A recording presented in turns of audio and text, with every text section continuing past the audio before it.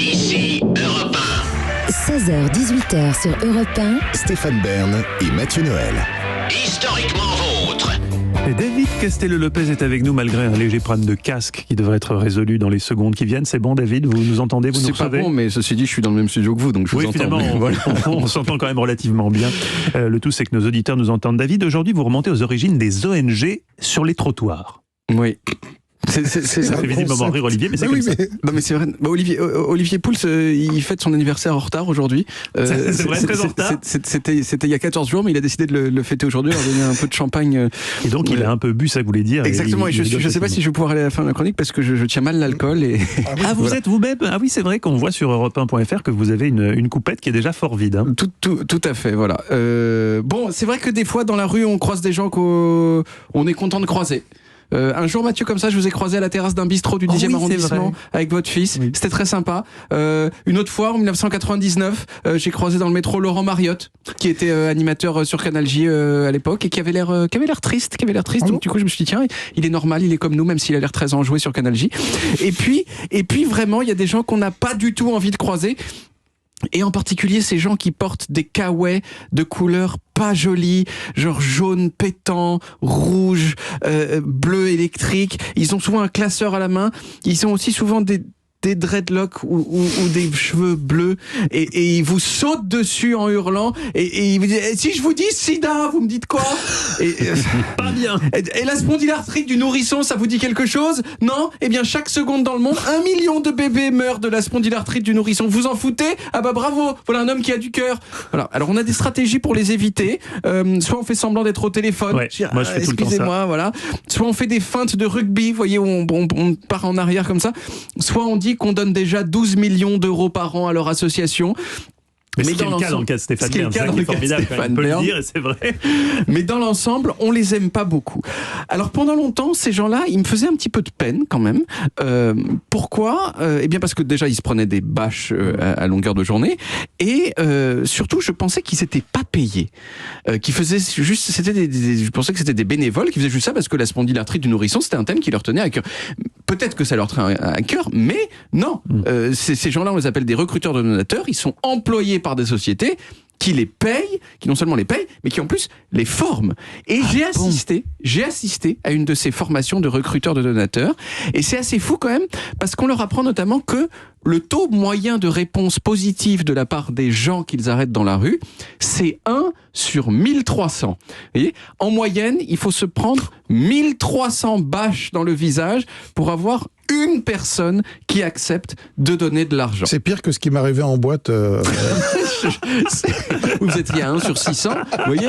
Eh ben c'est 2 fois moins encore. Voilà.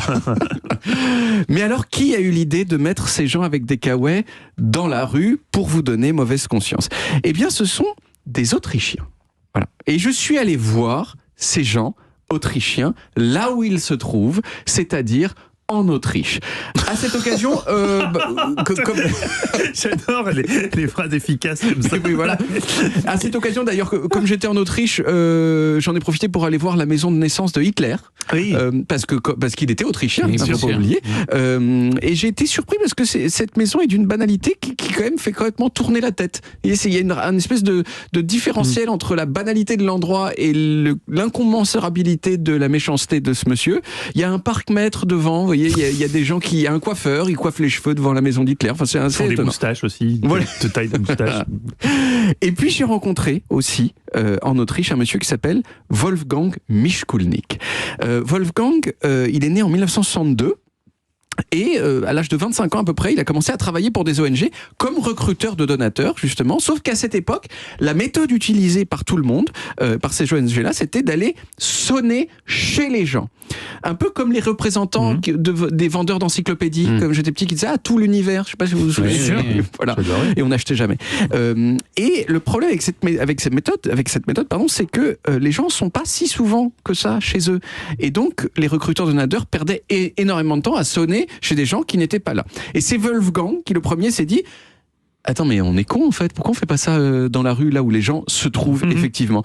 Il a proposé l'idée à Greenpeace, qui a dit oui immédiatement, Greenpeace donc Autriche, et en juillet 1995, la première opération de recruteurs de donateurs dans la rue a eu lieu.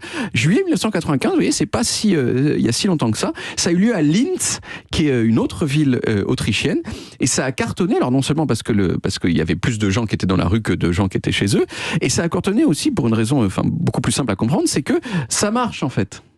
Les recruteurs, ils ont beau se prendre. 1300, Mais oui, les recruteurs, ils ont beau se prendre 1300 bâches pour une réponse positive.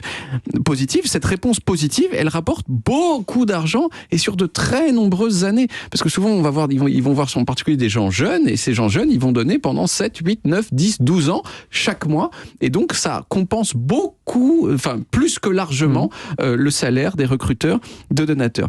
D'ailleurs, tous les mois, moi, je donne à une association qui s'appelle Bibliothèques sans frontières, qui aide à amener la culture à ceux qui en sont éloignés, et qui me permet en plus de, avoir bonne conscience, deuxièmement, me considérer moi-même comme hyper généreux, alors que c'est que 12,90 €, vous voyez, ça fait pas cher la générosité. Mais oui, c'est bien. Et troisièmement, je n'ai pas à mentir quand je dis à un recruteur de donateurs que je donne déjà, et ça, la vérité, c'est sympa aussi. Oui. Merci David. On retrouve les origines en podcast sur toutes les applis audio et en vidéo sur YouTube, Dailymotion et sur le site europe1.fr.